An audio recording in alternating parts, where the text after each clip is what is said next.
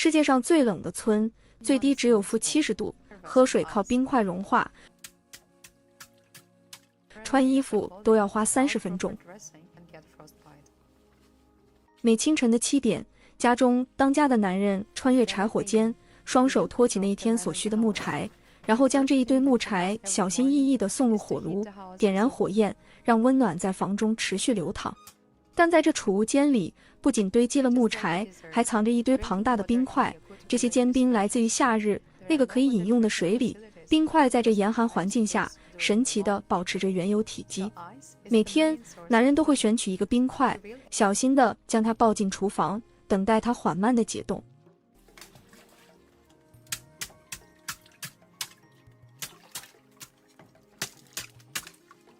与此同时，家中的女人早早醒来，为全家人准备充沛的高能量早餐。在家里，上学的孩子通常将温度计视为他们的闹钟，他们从窗边窥视当天的温度。如果气温跌至-55度以下，外出是不安全的，所以学校将关闭。但今天的温度只有-40度，于是孩子欣喜地起床，开始洗漱，身着薄薄的背心，在房间里自如穿行，感受到家中暖意融融。洗漱完毕后，孩子坐在餐桌旁，享受着妈妈为他们精心准备的高能量食物，其中包括奶油和煎饼。在这寒冷的环境中，脂肪的摄入有助于储存能量，使他们的身体始终保持一定的温度。一切准备就绪后，孩子开始穿上他们的战袍，准备出门。在妈妈的帮助下，他们裹上3层裤子、4层外套，戴上紧密的帽子，最后妈妈帮他们戴上毛织面罩。全副武装后，他们才敢踏出家门。刚走出家门，寒冷的空气迅速让他们的眉毛和睫毛结上了一层薄薄的冰。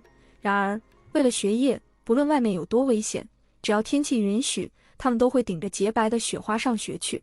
虽然家距离学校只有5分钟的路程，但由于极寒的天气，他们的前行速度放慢，通常需要大约10分钟才能到达学校。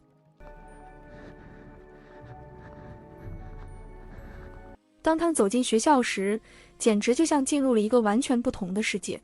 幸运的是，现代科技的进步，室内都有暖气供应。如果回到工业革命之前，人们真不知道在如此极端的寒冷天气里该如何生活。由于环境的原因，村庄中的人口逐渐减少，许多人选择离开，搬到温度较为温暖的城市。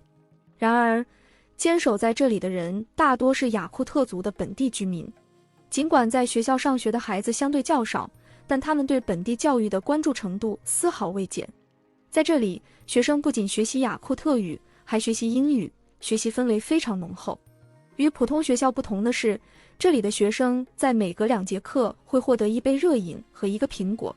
这一做法可能积累自多年的经验，学生们汇聚在一起享受这份美食。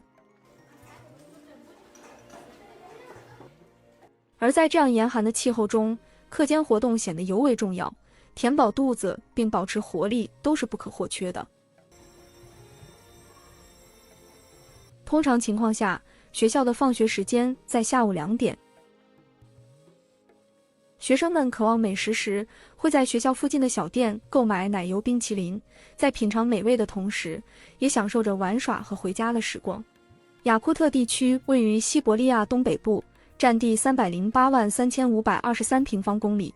这里属于典型的大陆性气候，冬季漫长且寒冷，夏季短暂而凉爽，冬季通常从10月持续到4月。最寒冷的1月和最炎热的7月之间，温差可高达70至75摄氏度。在冬季，山区、盆地和洼地的气温可能降至-70摄氏度。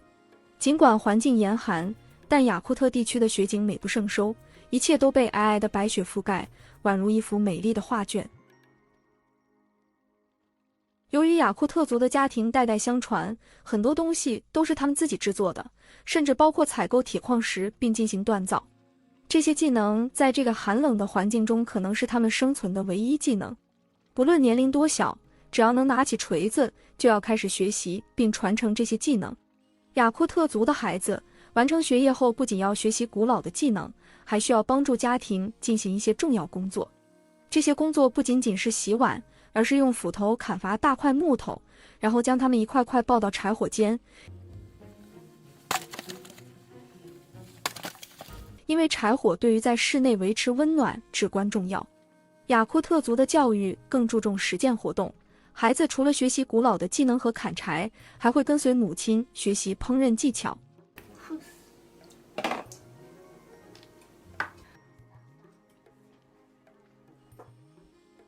晚餐时，鱼和奶制品是不可或缺的食物，尤其是鱼蛋，它们既富含蛋白质，又可以储存热量，帮助人们抵御严寒的气候。晚餐通常较早进行，天还未完全黑下来，父亲会带着孩子前往冰封的湖面，一起去钓鱼。刚刚享用了丰盛晚餐的能量，足够支持他们的活动。父亲的钓鱼技术依然源自古老的传统，他首先用锉刀将冰块挖开，然后使用转刀将冰打穿。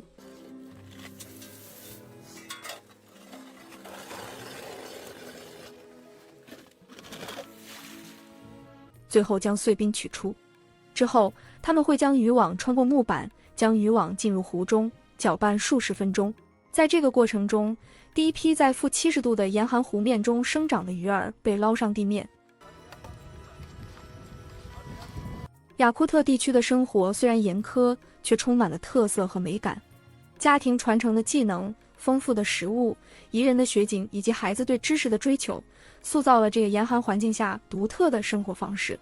对于那些喜欢冒险和探索新文化的人来说，这里无疑是一个令人向往的地方。如果你喜欢这篇文章，请点赞和订阅，一起继续探寻雅库特地区的奇妙之处。